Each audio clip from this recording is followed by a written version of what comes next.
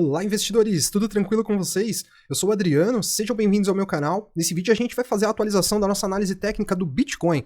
E cara, se lá no final do vídeo você tiver gostado da análise, não esquece de mandar aquele like para você fortalecer o canal, continuar ajudando o canal a crescer. E se por acaso você for novo, eu convido você a se inscrever e ativar o sininho de notificações para que você possa continuar acompanhando a atualização do nosso conteúdo, que é sempre focado aqui em análises técnicas voltadas para o mercado de criptomoedas, tá bom?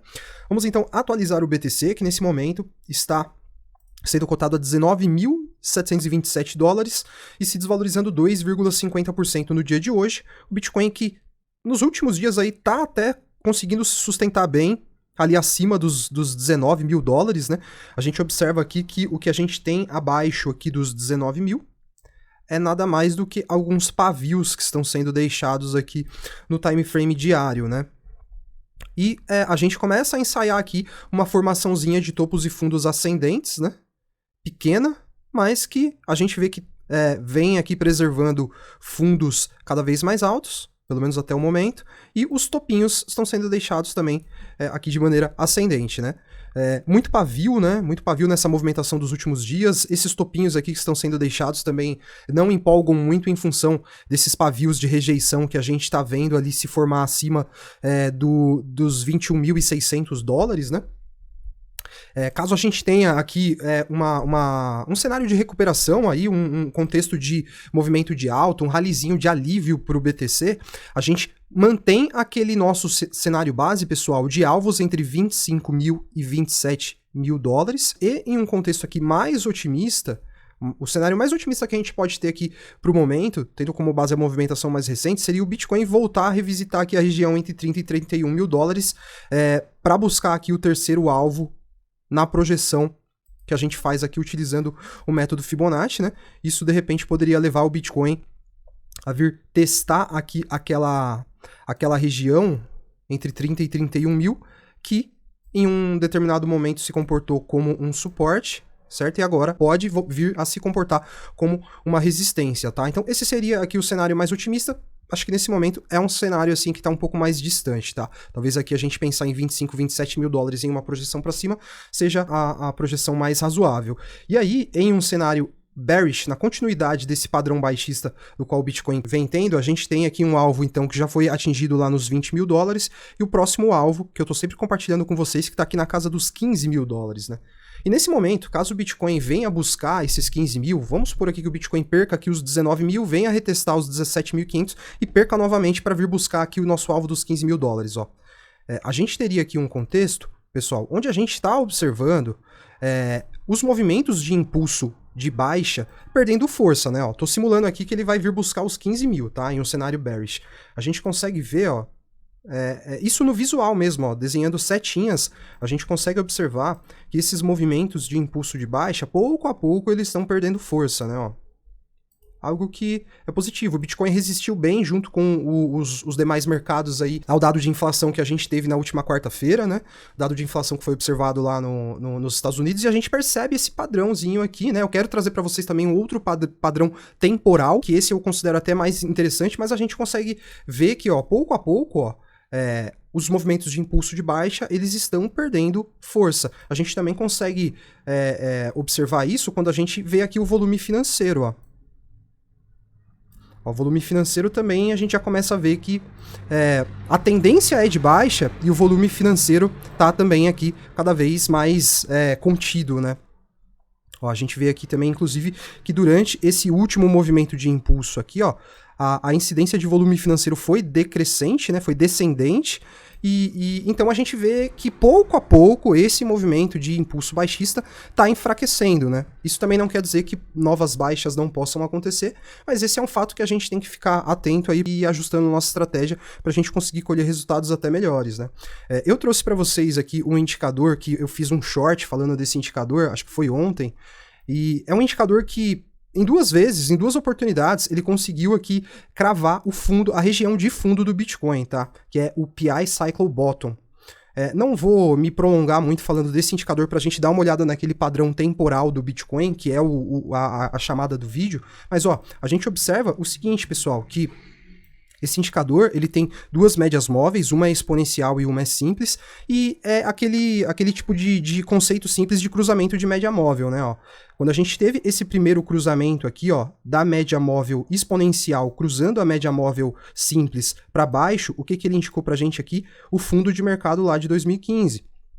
Quando a gente teve de novo esse cruzamento acontecendo aqui lá no ciclo corretivo de 2018, foi justamente quando a gente teve também aqui o fundo de mercado. E o que está acontecendo nesse momento? Ó? A gente está vendo novamente aqui esse padrão se formando, inclusive a gente está tendo, nesse momento a gente tem aqui a sinalização, a gente tem o cruzamento acontecendo com a sinalização ali de fundo de mercado por esse indicador.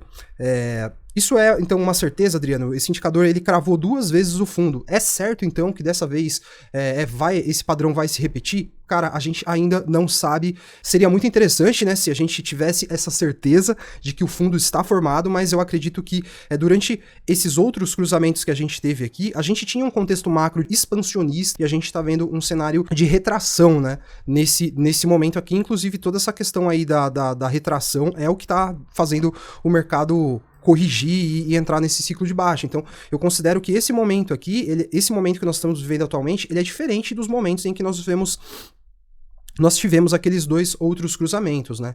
E eu quero trazer para vocês aqui esse padrão que o Bitcoin vem preservando, que é um padrão que está totalmente relacionado com os halvings, tá? Vou fechar a análise aqui, mostrando para vocês, eu estou num time frame semanal aqui no gráfico do Bitcoin, tá? A gente tem aqui, pessoal, os indicativos dos halvings que aconteceram, tá vendo? Ó, primeiro halving, segundo halving, terceiro halving e o quarto halving que vai acontecer lá em 2024.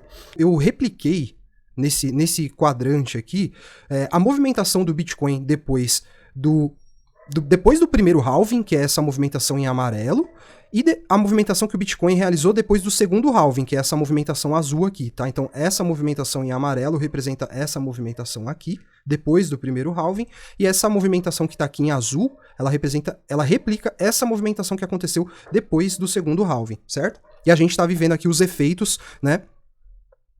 Na movimentação do preço, os efeitos do terceiro halving que aconteceu. E aí o que a gente observa? Vou até aproximar um pouco aqui a tela. A gente vê que o padrão temporal de topos e fundos nos halvings anteriores, o efeito dos halvings no padrão temporal da movimentação do Bitcoin, ele foi praticamente o mesmo. A gente consegue ver que os topos eles se formaram no mesmo horizonte temporal, tá vendo? A gente consegue até traçar aqui um quadrante vermelho que mostra pra gente claramente que, ó, os topos, eles estão se formando no mesmo horizonte temporal e em relação ao efeito dos outros 2 ciclos que a gente teve, que foram observados no pós-halving, a gente também teve os fundos, 2 fundos aqui, ó, que foram também observados dentro de um mesmo horizonte temporal. Se esse padrão se repetir mais uma vez, a gente pode ver o Bitcoin entrando em uma formação de fundo aqui, pessoal, entre outubro e novembro. E isso é algo que eu tenho comentado com vocês aqui no canal, tá?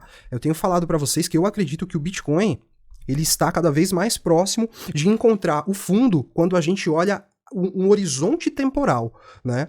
Pode ser que em relação ao preço a gente tenha até novas quedas, a gente pode ver Bitcoin indo buscar, quem sabe, 15 mil, no pior cenário até 10 mil, mas como a gente está vendo que esse padrão temporal ele está se repetindo no pós-halving, eu acredito que a gente pode continuar observando essa movimentação com uma expectativa de ver, então, o Bitcoin encontrando fundo ali entre outubro e novembro no máximo, né? Vamos ver, então, se o cenário macro, se tudo aquilo que está fora da tela contribui para que a gente tenha a continuidade desse padrão pós-halving, algo que, no meu entendimento, seria muito bom, né? Eu tenho comentado aqui nos vídeos que, para mim, eu que sou um investidor, não me considero um especulador. Acho que para um especulador, outubro e novembro é uma eternidade, tá longe demais. Só que para um investidor, novembro tá aí, isso não é nada. Então, eu acho que em relação ao horizonte temporal, nós podemos estar muito próximos de ver o Bitcoin encontrando esse bottom line, que vai ser aí talvez o melhor momento para acumulação de Bitcoin, para que a gente possa, então, colher frutos quando o Bitcoin vier aqui buscar os nossos alvos que nós temos ali, que estão entre 100 e 120 mil dólares, e é uma região que eu tenho quase que uma convicção que o Bitcoin vai buscar aí no próximo ciclo de alta, certo? Então, para esse vídeo, eram essas informações que eu queria compartilhar com vocês. Se você gostou, cara, não esquece de deixar o like, e se você for novo, cara, se inscreve aí se você quiser continuar acompanhando análises objetivas, realistas, sem fanatismo e sem oba-oba, beleza? Um abração e até o próximo vídeo.